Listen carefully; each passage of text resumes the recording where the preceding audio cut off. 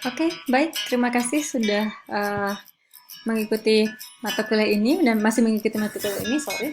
Nah, kita lanjut lagi ya. Tadi kita sudah latihan dengan yang pertama, yaitu model economic order quantity, di mana kita melihat berapa sih jumlah pesanan yang berapa sih total cost optimal dalam melakukan pesanan barang untuk untuk memiliki persediaan yang cukup gitulah, bukan terlalu banyak ataupun bukan terlalu sedikit. Tadi yang bisa kita simpulkan bahwa apa namanya ya, pesanan 100 peti 100 box per minggu itu tidak optimal karena seharusnya total cost optimalnya itu Rp204, tapi kalau kita mau melakukan pemesanan 100 box per minggu, total cost yang keluar adalah 540. Nah, kita lanjut lagi ya. Bentar, saya coba melihat dulu di mana, maaf. Oke, kita lanjut ke yang kedua, persediaan dengan back order. Model ini timbul karena sebuah perusahaan mengizinkan adanya penjualan meski barang tersebut tidak ada di gudang.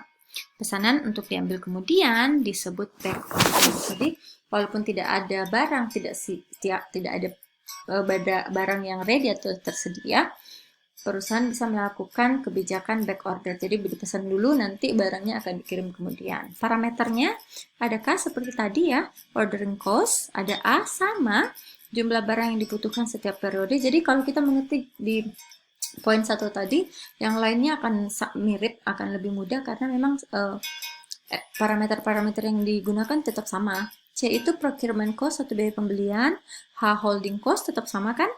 T waktu, dan Q jumlah tiap kali pesanan. Nah, untuk back order ada tambahan yaitu S. S adalah on hand inventory yang menunjukkan jumlah persediaan barang di setiap siklus persediaan. Lalu ada penalty atau P kalau perusahaan itu tidak mampu untuk menyediakan barang yang diminta. Oke, kita lihat contohnya. Kita kembali ke soal terdahulu ya. Jadi, pembeli akan menunggu hingga Coca-Cola Special Edition tersedia. Artinya, mereka akan tetap memesan walau jenis itu tidak tersedia. Jika toko dibebani 1 sen per peti per hari sebagai penalti, maka dalam setahun jumlah penaltinya yaitu Rp3, 3,65 per peti. Apabila A itu adalah 1.000 peti per tahun, C-nya Rp20 per peti, K Rp100 per pesanan, holding cost tetap sama Rp0,2. Bagaimanakah kebijakan optimal persediaan produk dan berapakah jumlah produk sebagai back order dan jumlah total cost perusahaan? Let's see ya bagaimana cara menghitungnya. Langkah-langkah penyelesaian ada Q kuadrat di situ dengan rumus akar 2AK dibagi HC dikali akar P tambah HC per P. A kita sudah tahu 1000 ya, K kita sudah tahu 100, holding cost-nya 0,2 dan C-nya itu 20. Kita juga sudah tahu penaltinya itu 3,65 tadi, holding cost-nya cost sama, penaltinya 3,65, sehingga total Q kuadrat adalah 324 peti.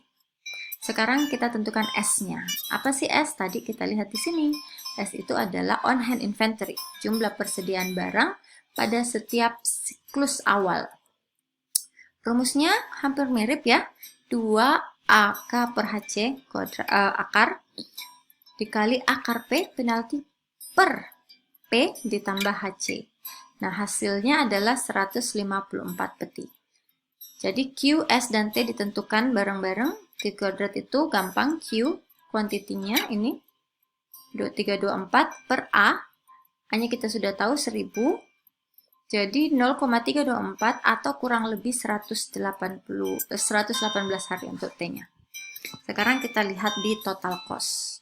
Total cost-nya mengikuti rumus A per Q kuadrat dikali K ditambah HCS kuadrat per 2Q tambah P dalam kurung Q kurang S pangkat 2 dibagi 2Q. A-nya kita tahu 1000, Q-nya tadi ini ya, 324 di sini.